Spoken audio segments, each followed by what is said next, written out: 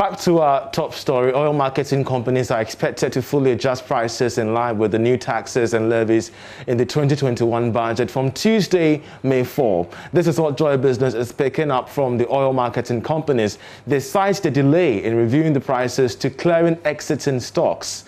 Others also maintain that today being a holiday poses some difficulty in carrying out the required administrative changes and calibration of the system, but promise that things will change from Tuesday. Meanwhile, the Executive Secretary of the Chamber of Petroleum Consumers, Duncan Amoah, engaged some of these firms, and he joins us via phone for some updates. So, Duncan, we're grateful that you joined us. Whilst we have this grace period, have you now gone with, how far have you gone with your protest against, MPA to scrap the levy totally? Let me say good evening to you and to your viewers. Indeed, we have requested that the NPA suspend the abnormal increases that it has unilaterally engaged in. I talk in reference to increase in UPPF margin by 3%, increase in PDM margin on the price build-up by another 3%, increase in fuel margin by 5%, and increase in boss margin by 6%.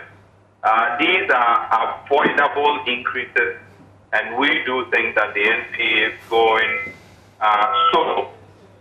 It's taking to the NPA now arrogating the power of imposing direct taxes on the people, because these are charges not going to be borne by the industry but by the truck driver. And we do think that that whole NPA Act 691 of 2005 would need to be looked at again, that the NPA unilaterally have the mandate to slap these charges on Ghanaians as well, or it would also have to go through the very processes that even the finance minister goes through whenever he needs to get a little more money by way of taxation. So clearly, we think that what the MPA has done is needless.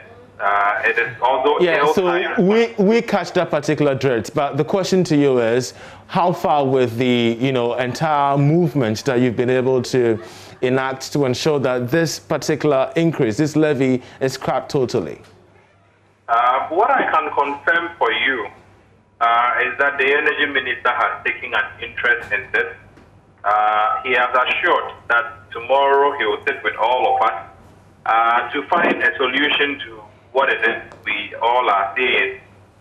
We believe strongly that for who he is and what he says he will do, Ghanaians would probably get some relief after the meeting tomorrow.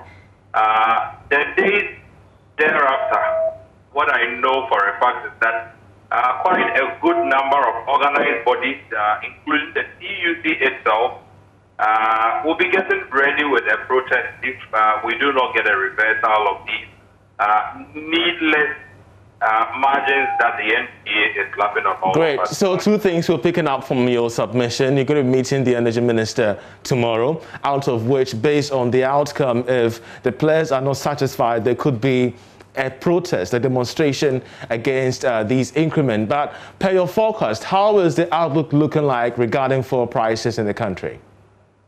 I can confirm that I bought some today myself. And it's not funny if you are having to cough out 300 cedis, 200 cedis, 400 cedis, knowing this will run out in a matter of a few days.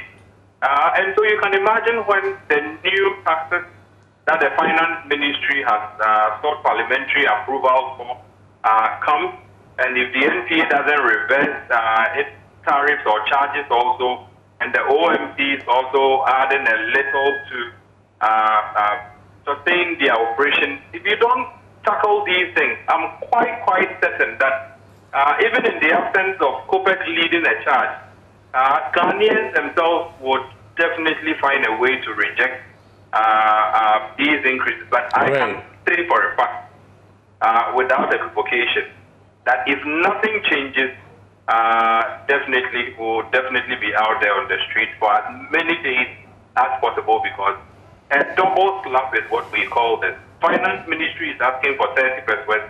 The NPA is on its own adding 17%. Industry is also adding about 15%. If you put all together, 62% every single liter. That is quite a huge, increase. And the only thing that you and I could foresee happening is that cost of living is just going to go up drastically, as transport operators are already incubating. By Wednesday, they would also be, increasing transport fares. These are not very good things. Duncan, let's end briefly on the matters regarding the possible increase in transport fares, which remains inevitable. How should we approach negotiations with driver unions moving forward? That would largely hinge on tomorrow's meeting, like I indicated, with the Energy Ministry. If we do show some sensitivity, at least to their efforts or operations, I'm quite certain that they would also be magnanimous to the Ghanaian commuting public. But if we go ahead to slap 62% per litre or 3 Ghana cedis thereabout per gallon extra on these drivers, knowing if any of them were to do the average 10 gallons they do a day, the buses, the trotro operators, if they do 10 gallons times the 3 Ghana cedis we are adding on, that's 30 Ghana cedis extra to their operation daily. You can imagine how much it will cost them a week, a month, and for that matter for the year. And so if we don't show sensitivity tomorrow, I'm afraid they may come up with something far more drastic than we have seen in recent past. Duncan, thank you very much we're so grateful for your inputs there. Duncan Amoah is with COPEC, helping us understand the fact that there's going to be an emergency meeting with industry players in the fuel industry, together with the Energy Minister. We shall keep a hold on this to give you updates as and when.